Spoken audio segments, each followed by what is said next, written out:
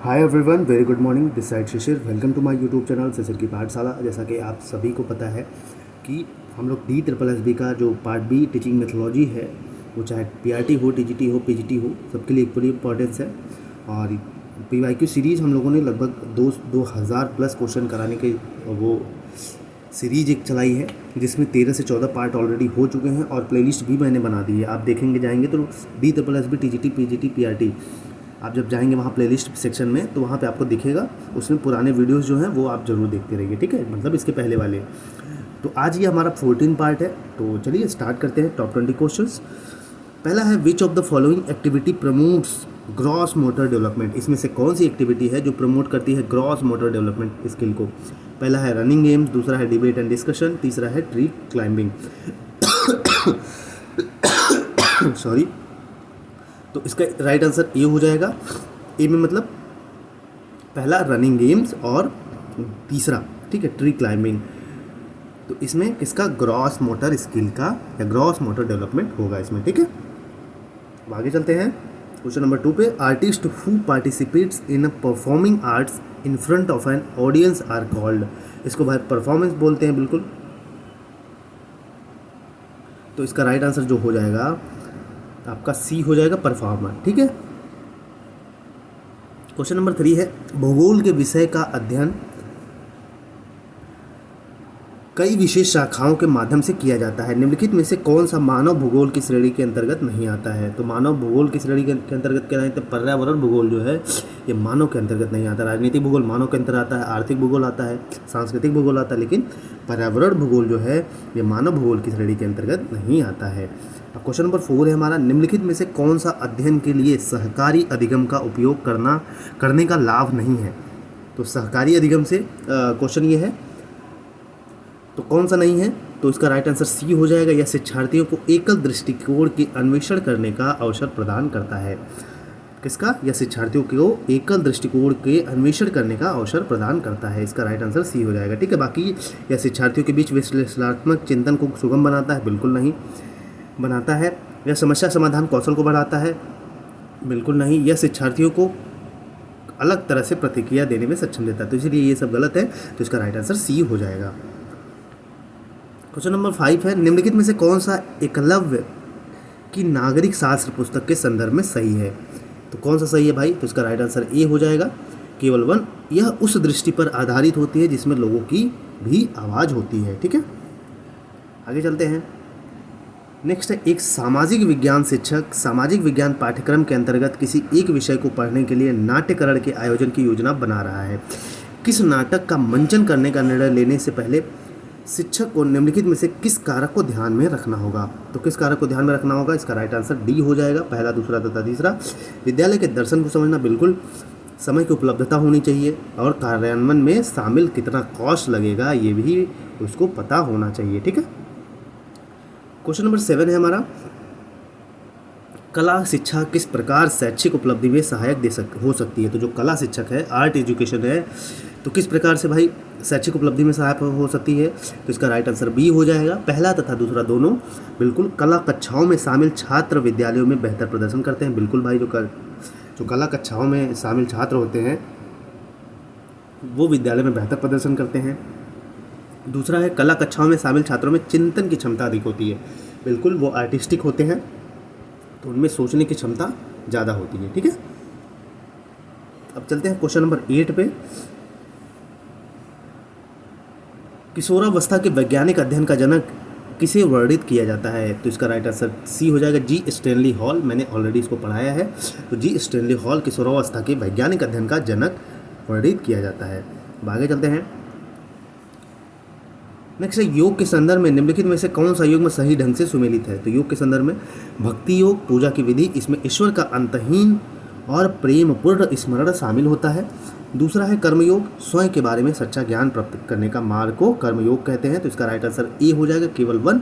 तो भक्ति योग किसको कहते हैं कि पूजा की विधि, इसमें ईश्वर का अंतहीन और प्रेम पूर्ण स्मरण शामिल होता है, हम ईश्वर को याद करते हैं अंतर्मन करके, ठीक है। क्वेश्चन नंबर 10 है हमारा, सामाजिक विज्ञान विषय को 3 शाखाओं या शीर्षकों के अंतर्गत वर्गीकृत किया जा सकता है। निम्नलिखित में से कौन सा सही ढंग से सुमेलित है? पहला है शुद्ध सामाजिक ज्ञान, जिसको हम मानव विज्ञान कहते हैं, अर्ध सामाजिक विज्ञान, जिसको हम भाषा विज्ञान कहते हैं, और तीसरा है सामाजिक निहितार्थ वाले विज्ञान, जिसको हम भूगोल कहते हैं। तो इसका राइट आंसर पहला तथा तीसरा हो जाएगा। मतलब शुद्ध सामाजिक विज्ञान हम इसको मानव विज्ञान कहते हैं, और तीसरा है सामाजिक निहितार्थ वाले विज्ञान, जिसको हम भूगोल कहते हैं। क्या? भूगोल कहते हैं। ठीक है, हो गया। अब आगे चलते हैं क्वेश्चन नंबर 11 में। निम्नलिखित में से कौन सा कथन साहित्यिक गतिविधि का वर्णन करता है? तो साहित्यिक गतिविधि का वर्णन कौन करता है? पहला है गतिविधियां जो शारीरिक विकास और शारीरिक स्वास्थ्य से संबंधित है।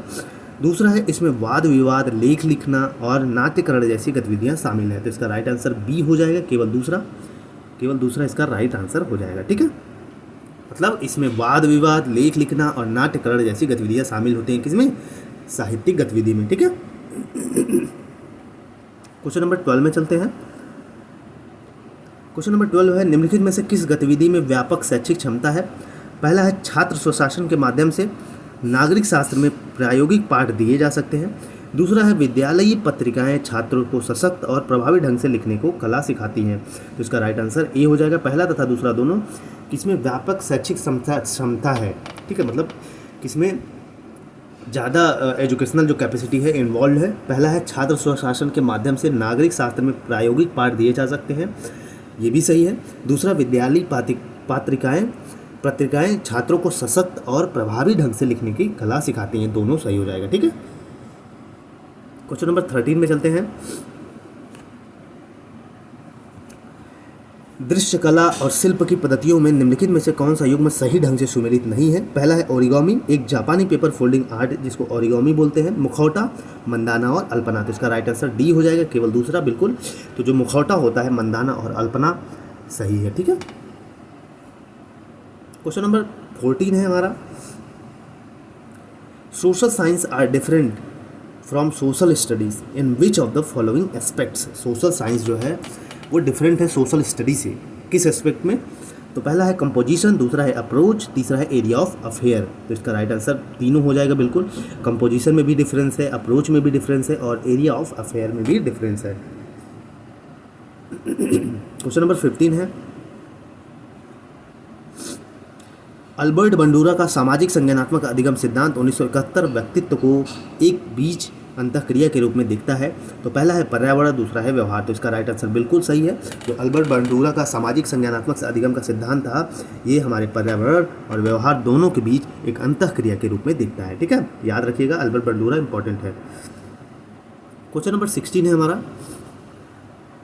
प्राथमिक स्तर पर पर्यावरण अध्ययन में कुछ विशेष अभिलक्षण होते हैं जो अन्य विषयों में नहीं होते हैं।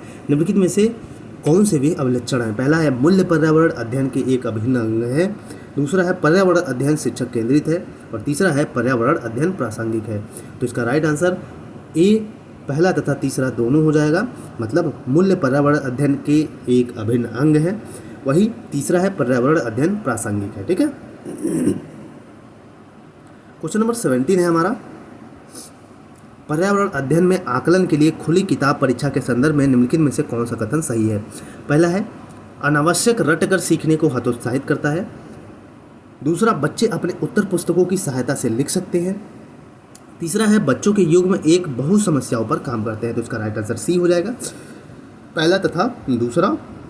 पहला क्या है? अनावश्यक रटकर सीखने को हतोत्साहित करता है। बिल्कुल, जो खुली किताब एग्ज़ाम होते हैं ये हमारे अनावश्यक रखने की चीज़ों को कम करता है, हतोत्साहित करता है। और दूसरा हो जाएगा इसमें बच्चे अपने उत्तर पुस्तकों की सहायता से लिख सकते हैं। ठीक है, क्वेश्चन नंबर 18 है हमारा। थोड़ा सा गला खराब है, सॉरी। वाद विवाद और चर्चा किस प्रकार की पाठ्य चर्चा गतिविधि के उदाहरण है? तो इसका राइट आंसर सी हो जाएगा। वाद विवाद और भाई जो चर्चा होती है ये हमारे साहित्य में देखने को मिलती है। ठीक है, साहित्यिक, इसलिए इसका राइट आंसर हो जाएगा। ठीक, आगे चलते हैं। Question number 19। निम्नलिखित में से कौन सा अभ्यास योग में शामिल है? तो इसमें कौन सा अभ्यास जो है हमारी योग में शामिल है? तो योग में प्राणायाम, प्रत्याहार और क्रिया बिल्कुल तीनों शामिल होते हैं। योग में प्राणायाम भी होता है, प्रत्याहार भी होता है और क्रिया भी होती है। क्वेश्चन नंबर लास्ट है आज का हमारा। निम्नलिखित में से कौन सा प्रदर्शन कला का प्रकार है? पहला है नृत्य, दूसरा है कठपुतली का खेल। तो इसका राइट आंसर ए तथा पहला तथा दूसरा दोनों हो जाएगा। नृत्य और कठपुतली का खेल दोनों प्रदर्शन कला के प्रकार हैं। ठीक है, तो इस हिसाब से हमारे 20 क्वेश्चंस कंप्लीट हो गए। लगभग हम लोगों के 20 इसके 14 पार्ट्स हो चुके हैं कंप्लीट। पुराने वीडियो की प्लेलिस्ट बना दी है, जाके ज़रूर देखते रहिए, यहाँ से बहुत हेल्प मिलेगी आपको। और बाकी DSSB के नोट्स के लिए आप कांटेक्ट कर सकते हो हमारे नंबर पे 8853954496 पर आप कांटेक्ट कर सकते हो। ठीक है, बाकी ऑल द बेस्ट, पढ़ते रहिए। जय हिंद, जय भारत।